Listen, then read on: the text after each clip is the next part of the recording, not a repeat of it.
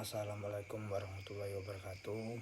Perkenalkan, nama saya Cahyo Yudistiwa dari program studi D3 Produksi Ternak NPM 19741019. Di sini saya akan mempresentasikan tugas penyuluhan, yaitu tentang pembuatan pupuk kompos dari limbah kotoran ternak. Salah satu upaya mengoptimalkan pertumbuhan dan produktivitas tanaman adalah dengan pemberian pupuk kompos. Kompos merupakan pupuk organik yang berasal dari sisa tanaman dan kotoran hewan yang telah mengalami proses dekomposisi atau pelapukan. Proses pembuatan kompos dapat dilakukan dengan cara aerobik maupun anaerobik. Proses pengomposan adalah proses menurunkan CN bahan organik hingga sama dengan CN tanah. Keunggulan dari pupuk kompos ini adalah ramah lingkungan, dapat menambah pendapatan peternak, dan dapat meningkatkan kesuburan tanah dengan memperbaiki kerusakan fisik tanah akibat pemakaian pupuk anorganik kimia secara berlebihan seperti 2015. Limbah peternakan dan pertanian bila tidak dimanfaatkan akan menimbulkan dampak bagi lingkungan berupa pencemaran udara, air, dan tanah, menjadi sumber penyakit dan memacu peningkatan gas metan dan juga gangguan pada estetika dan kenyamanan. Satu ekor sapi setiap harinya menghasilkan kotoran berkisar 8-10 kg per hari atau 2,6-3,6 ton per tahun, atau setara dengan 1,5-2 ton pupuk organik, sehingga akan mengurangi penggunaan pupuk anorganik dan mempercepat proses perbaikan lahan.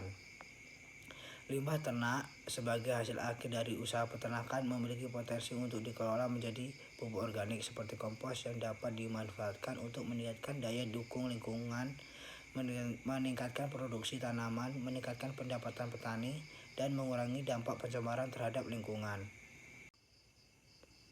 Pembuatan pupuk kompos. Pembuatan kompos diawali dengan pengumpulan kotoran sapi dengan cara pemanenan dari kandang, dilanjutkan dengan proses pengolahan menjadi kompos. Bahan dan proses pembuatan kompos adalah sebagai berikut.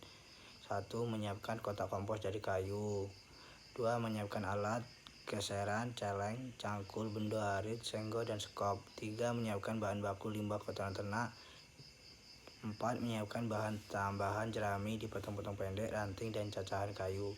5. Penyusun bahan untuk membuat kompos dengan urutan dari bawah di atas sebagai berikut. 1. Ranting 10 cm. 2. Jerami 10 cm. 3. Kotoran ternak 30 cm. 4. Disiram larutan E4. 5. Jerami 10 cm. 6. Kotoran ternak 30 cm. 7. Disiramkan larutan E4. 8. Demikian seterusnya sampai ketinggian mencapai 1,5 meter. 9. Setelah setinggi 1,5 meter, ditutup dengan cacahan kayu setebal 10 cm. Setelah tersusun 1-4 disebut satu lapis. Kemudian diulangi lagi susunannya mulai dari 2-4 lagi. Demikian seterusnya sampai tersusun 3 lapisan. Paling atas diberi cacahan kayu setebal 10 cm lalu disiram air. 6. Ditunggu 3 minggu dan dibiarkan saja. Kalau kelihatan kering, disiram air sedikit. Setelah 3 minggu dibalik, yaitu membalik tumpukan kompos yang di bawah menjadi di atas sehingga tercampur sempurna. 8. Hasil pembalikan pertama setelah 3 minggu kompos sudah hancur dan berwarna hitam berkumpul kecil-kecil. 9. Menunggu pembalikan kedua 3 minggu, kemudian selanjutnya kompos sudah kelihatan menyerupai tanah kotoran, sudah hancur dan tidak berbau. 9.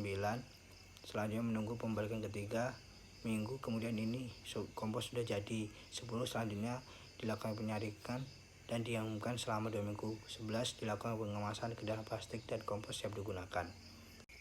Kesimpulan dari kegiatan ini adalah kelompok tani antusias terhadap program pengabdian dalam hal ini penyuluhan dan pembuatan pupuk organik dari kotoran ternak untuk diaplikasikan di lahan pertanian. Praktek pembuatan pupuk organik telah dilaksanakan dan berhasil dengan baik. Selanjutnya petani dapat secara mandiri melakukan proses pembuatan pupuk organik. Adapun pupuk organik ini dapat mengurangi penggunaan pupuk anorganik. Selain itu, dengan adanya teknologi ini, kelompok tani dapat menghemat biaya yang dikeluarkan untuk pembelian pupuk serta dapat memelihara kesuburan tanah.